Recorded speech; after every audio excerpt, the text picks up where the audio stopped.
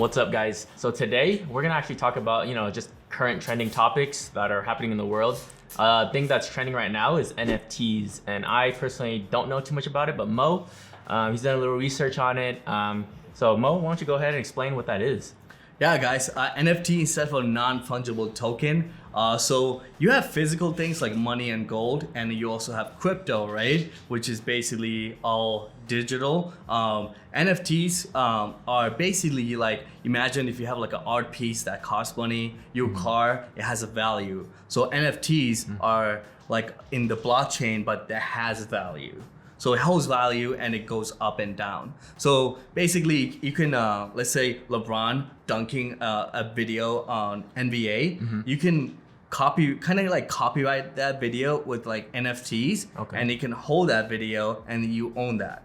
So it can generate you money, and also it can go up in value. So like, let's say going back to that example with LeBron, having a video of LeBron dunking, that has value. You can sell that to the public. Exactly. Yeah. So similar to like crypto. Exactly. It does use as a blockchain, so that's what I like about it, because it's with the blockchain technology, it's very secure, so you can't duplicate anything like that.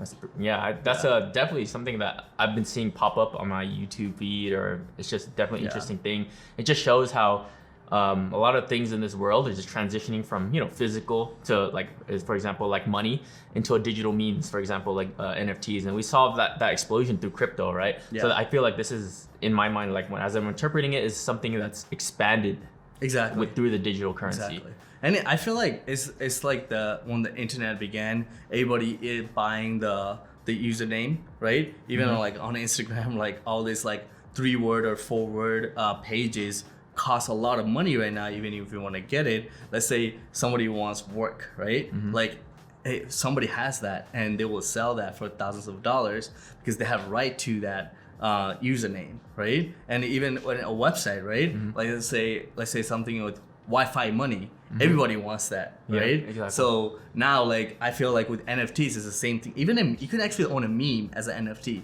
You can own a meme? You can own a meme. Like you can own like an art of a meme. How crazy is that? And there's one, I forgot, I saw it on Logan Paul's podcast. I think he bought it for around like $300,000. It's crazy. So you're saying like you can buy a username, or like for example websites. Yeah. So if you have something that's good, like a good website that's very mainstream that you want to like target. For example, you own a business. For example, you want to own a business about exotic rental cars, right? Exactly. And someone has the website Exotic Car Rentals, and they have it as their domain. Yeah. You can buy it from them. Exactly. Yeah. Okay. And Logan Paul actually made like a couple $1 million within last week just by buying and holding NFTs and selling it. It's crazy. Damn. It's just like, if you think about how crazy it is, it's like it doesn't exist. It's like Bitcoin. It doesn't exist. It's not physical. It's not money. It's not gold. Yeah. But people are still buying it because the value of it is going up. Yeah, and it just goes to show, like, the value of something.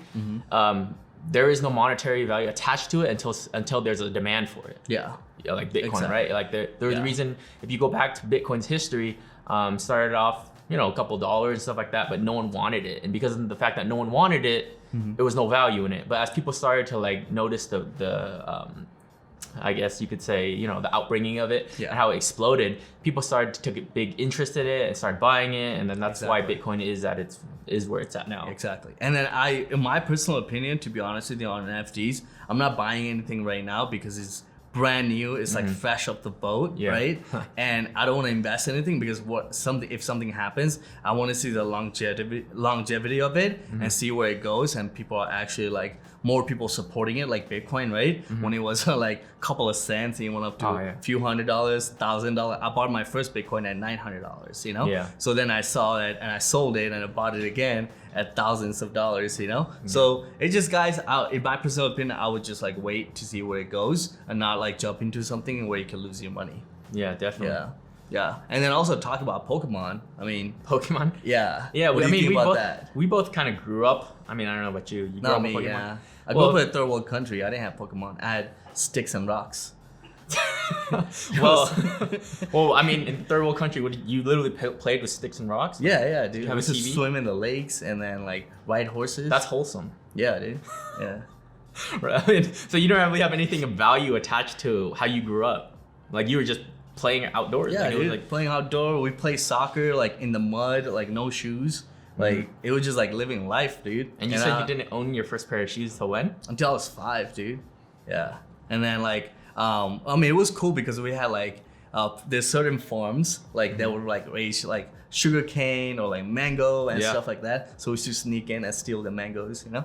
Yeah, like make a little it's really tough, man. Yeah, it used to be dope, you know? Just like coming from school and you just do your own thing. You don't have to worry about any bills or like any headache. You just live life. Oh yeah. Nice weather, you know, no pollution. Definitely when you were like, as we were kids, we didn't have that much responsibility. But then we get older, you know, you have more access to money, you have more responsibility and stuff like that. But yes, Pokemon, definitely a trending topic. I don't know if it's still trending. I think it was, you know, kind of talked about. Yeah, I mean, I think it's still ago. trending. I think the value of it is still going up. People are buying. I think Logan Paul bought a card for like almost like $500,000, a Charizard. And he legitimately bought it. Like he bought it from someone. Yeah, like the guy that was selling it.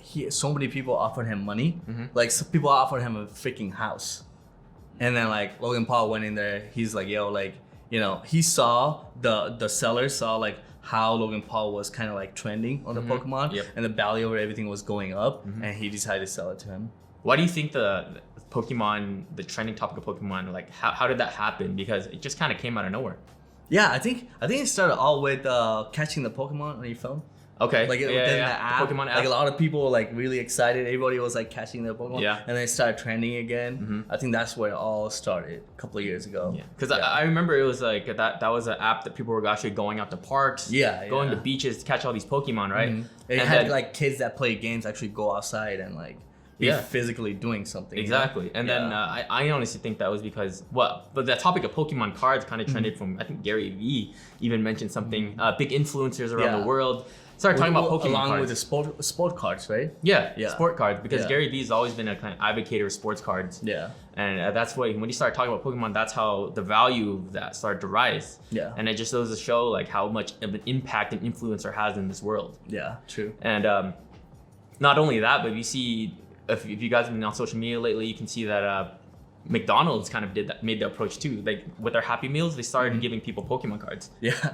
And that just shows like, how businesses, like the decisions of businesses get affected by what's trending in the world, right? Yeah. So you hear some of our friends just saying that they would go to McDonald's stores and literally buy out all the Happy Meals. Wow. Just to get those Pokemon cards. That's crazy. I mean, think about it. Like a lot of people, they take advantage of the current trends and sell on it, like Shopify stores. Oh, yeah. Like they sell on current trends, you know? Yeah. Like remember the hoverboards?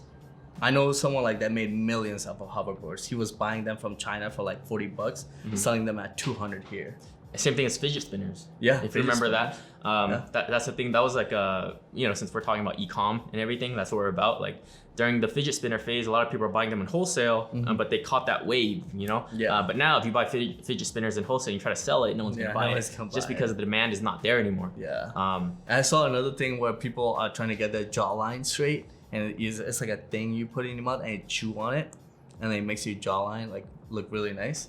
Just make like, your jawline? Yeah, I saw like a bunch of ads for like Shopify stores. What? It's selling them, and it's like they're like buy one get one free, you know, like for $40, but they don't even cost that much to make, you know. But like, you know, it's just like selling on current trends. If you can take advantage of that, I think that's like really good. And also like even us, like when we sell on Walmart, we sell on trends too. If you think about it, Yeah. like we literally follow a niche and we sell on based on that niche to make our profit margin for our clients. Yeah, and definitely it's like with e-commerce, you definitely want to. It's also there's a whole bunch of factors in it.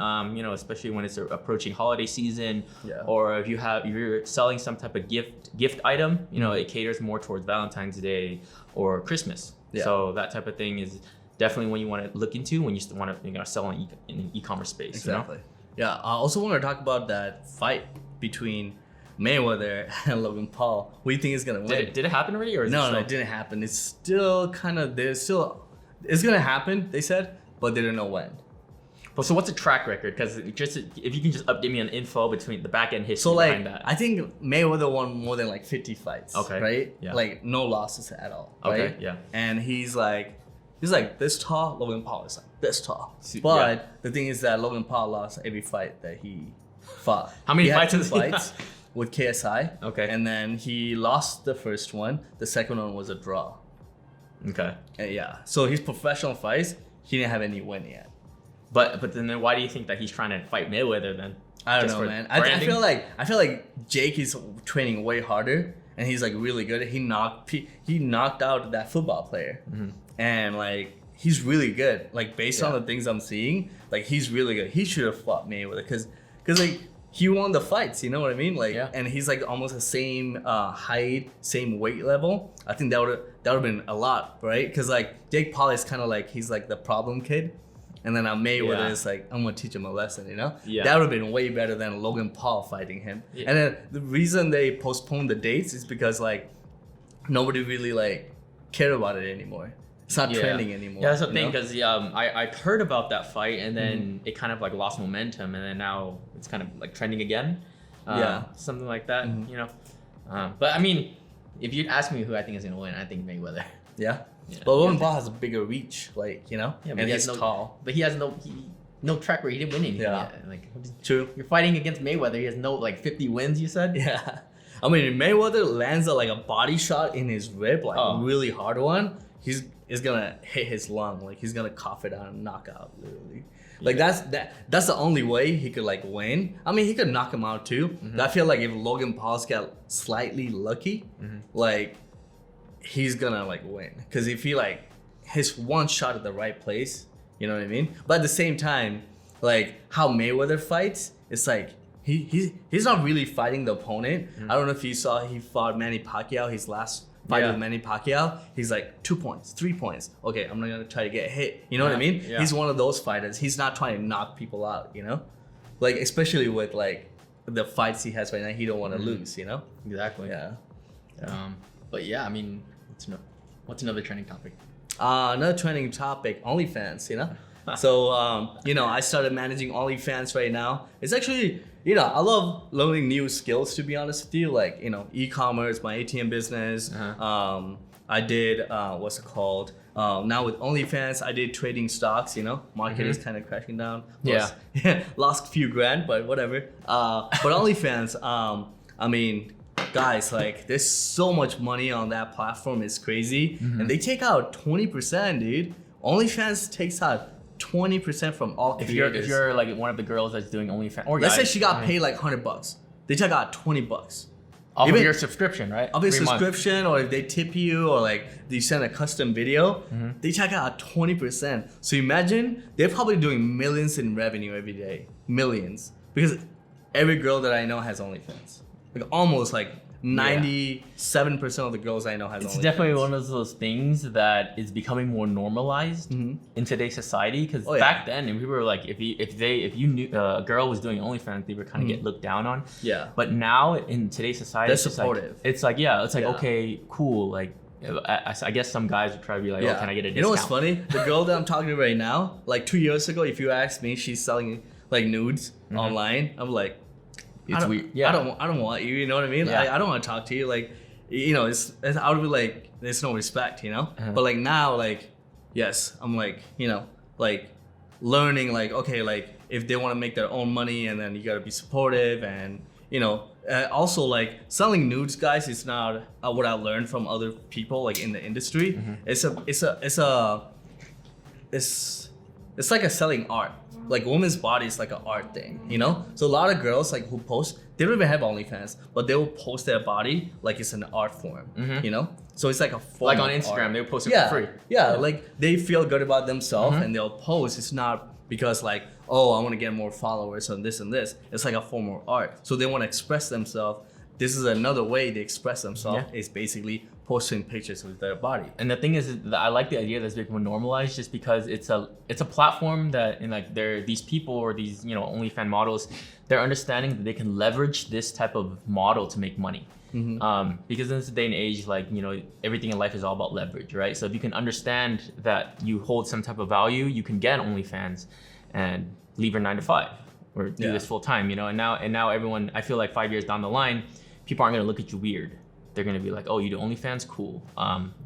guys like Moe, they might ask, promote you because he manages OnlyFans, right? Yeah, exactly. So can you explain that business model? Like, how does that work exactly as a manager of OnlyFans? So like a lot of girls like they don't have that much following on Instagram. Like during COVID, a lot of girls like lost their job. A lot of guys lost their job too. Everyone lost their job. But of course, like girls had an advantage of opening up OnlyFans and making money with it because they were like, for example, my first friend I met who was doing OnlyFans, she's from LA. She was like, yeah, dudes from my high school wanted my nudes, and I started OnlyFans. And like literally all like hundreds of dudes like from her college, her hometown, her high school, literally bought her OnlyFans because they wanted to see her nudes, Yeah. Like, so what I come in is basically, let's say your name is Mia, right?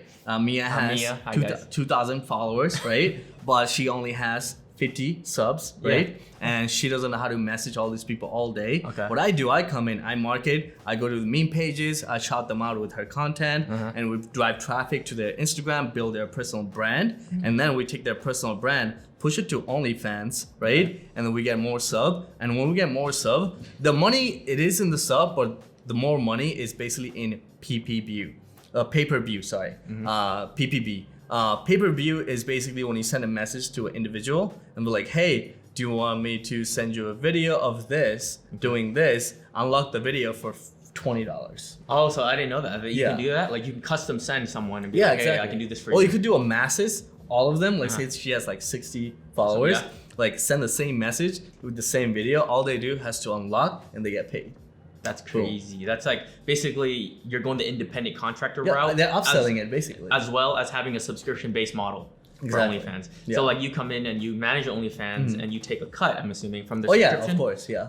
What do the cuts normally range from? I can't talk about that. Okay, let's say it depends. 50%, okay? Like, it depends. If you have a good following already, it's like 50-50, Oh, but someone, because the thing is that if someone has like 2,000, 1,000 follower, we have to spend a lot of money to bring their followers and brand up, Exactly. And not only like if we're getting them more followers on their Instagram, we're not just helping them with OnlyFans, we're helping their personal brand. If they hit 100,000 followers one day, they could literally do like Bang Energy deal. They can get paid $10K a month, Yeah. So it's basically building that personal brand, building that trust with that person, so that way you can actually like make money with that person. And it's like I said, it's different every person. Just depends. And not from like, even with OnlyFans, like you could literally like outsource people from there to do like cam shows or whatever you're into, or like streaming, games, whatever. So from my understanding, like going this route, you're building these OnlyFans models. They're getting their personal branding built. Yeah. They're getting the reputation, and they're hiring someone like Moe that manages the OnlyFans, so then they can help them for the long term. It's much more beneficial for the models. Yeah, exactly. And I'm the front facing of the company right now. I do have a secret partner in the business, which he doesn't want to be involved in. Yeah. But he wants to keep it low key. But he's handling all the back end. All I have to do is bring in the girls. You're basically the middleman. Yeah, I don't really have to do much, to be honest with you. Yeah. Well, I mean, you have the marketing aspect of it is like what you're in charge of, the branding, the outreach, and I think that type of skill set is very, very important. Yeah, exactly. I mean, I can attest. Yeah, I'm not to taking their content either. You're not what? And I'm not taking their content either. Yeah. Oh. Yeah. but I'm just saying, like the marketing aspect and understanding the power of like online presence and being a middleman in life is really. Do you agree with like middlemen in this world make the most money? Can you agree with that? I think so, yeah, because a person who makes the product, he has a cost, right? Middleman doesn't have any cost, they're just like selling the service, right? Okay. And then here you have the client, you're just making money just by referring a service. Everybody's a middleman. Even the president of the United States is a middleman, because if he wants to pass a bill, he has to sell it to everyone. So Grubhub order. Yeah. Yeah. Sorry, got sidetracked. Yeah, exactly. Yeah, we have food coming because we're hungry. Yeah. So like we were talking about, everybody's a middleman. Like anybody that works as a manager or even the president of the United States, right? He has to sell himself to get reelected next year, or he has to sell himself to pass a bill to the Congress, right? So I feel like everybody's a salesman and a middleman. Yeah, I mean, I can attest to it, like my personal journey with Moe. I don't know if you guys know, like the reason why I met Moe is because of just networking and outreach, and that's where like the momentum, the community we built now is because of branding or marketing, right? Exactly. Just being a middleman, you know. That I do agree that term, you know, being a middleman do make the most money in this world. Like you have to understand, if you can connect people, connect different things together, and create something dope, then you know I'm all for that type of business model, you know. Exactly. Yeah, that's it for now. See you guys next time. Thank you for hopping on, bro. See you guys next time. Hello? Yeah, you can let him in.